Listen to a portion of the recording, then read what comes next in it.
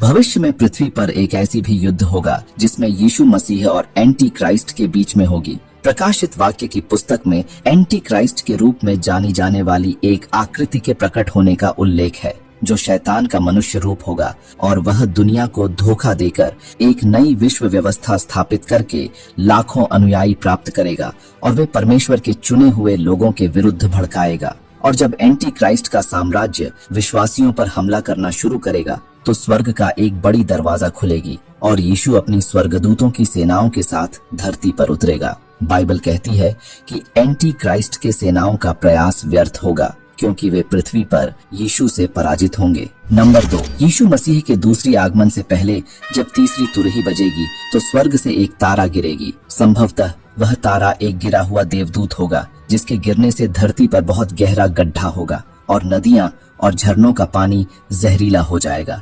और जब पांचवी तुरही बजेगी तो उसी गहरा गड्ढा के माध्यम से नरक की एक दरवाजा खुलेगी और टिड्डियों का एक झुंड निकलेगी और वे टिड्डियां असंतुलित लोगों को लक्षित करेंगे, उन्हें 5 महीनों तक कष्टदायक पीड़ा देंगे और उस अवधि के दौरान पीड़ित लोग अपनी पीड़ा से बचने के लिए मृत्यु की लालसा करेंगे, लेकिन मृत्यु उन्हें चकमा देगी। नंबर 3, बाइबल में लिखा गया है कि मनुष्य स्वर्गदूतों का न्याय करेंगे। पहला कुरिन्थियों अध्याय 6 में प्रेरित पौलुस हमें बताते हैं कि जब मसीह का दूसरी आगमन होगा तो जो लोग मसीह में मर चुके होंगे उन्हें पुनर्जीवित किया जाएगा और विश्वासियों के रूप में महिमामय पाप रहित शरीर दिए जाएंगे। वे नए शरीर पाप, दर्द और मृत्यु के भ्रष्टाचार से मुक्त होंगे, जिससे हम परमेश्वर की उपस्थिति में अनंत जीवन का आनंद ले सकेंगे। हमारे पुनरुत्थान वाले शरीर मसीह के पुनर्जीवित शरीर के समान होंगे और स्वर्गदूतों सहित सभी सृष्टि पर उनके अधिकार साझा करेंगे और परमेश्वर के राज्य में अधिकार के महत्वपूर्ण पदों पर आसीन होंगे।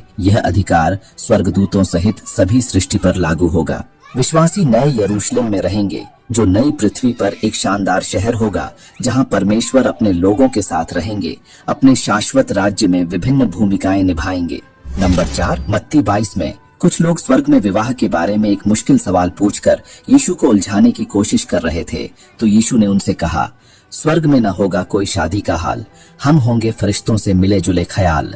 न पंख होंगे न प्रभा मंडल का नूर, बस जीवन होगा जैसे स्वर्गदूतों का दस्तूर। न चिंता न दर्द न मौत का अंश होगा, बस ईश्वर की सेवा में सारा मन होगा। यीशु ने समझाया, स्वर्ग है खास, यहाँ नहीं थामेंगे हम इस दुनिया का पास। फरिश्तों की तरह हम भी होंगे मग्न ईश्वर की उपस्थिति में, जहाँ सब कुछ होगा सही और जगमग। वह जीवन का नया एक रूप होगा जहाँ सिर्फ ईश्वर ही हमारा ध्यान होगा। यहाँ पर जब यीशु ने कहा कि हम स्वर्गदूतों की तरह होंगे, तो वह एक ऐसे जीवन के बारे में बात कर रहे थे जहां हम पूरी तरह से ईश्वर पर ध्यान केंद्रित करेंगे। और जाने से पहले अगर आप भी मेरी तरह यीशु मसीह से प्रेम करते हैं तो कमेंट में आमीन लिखना न भूलें।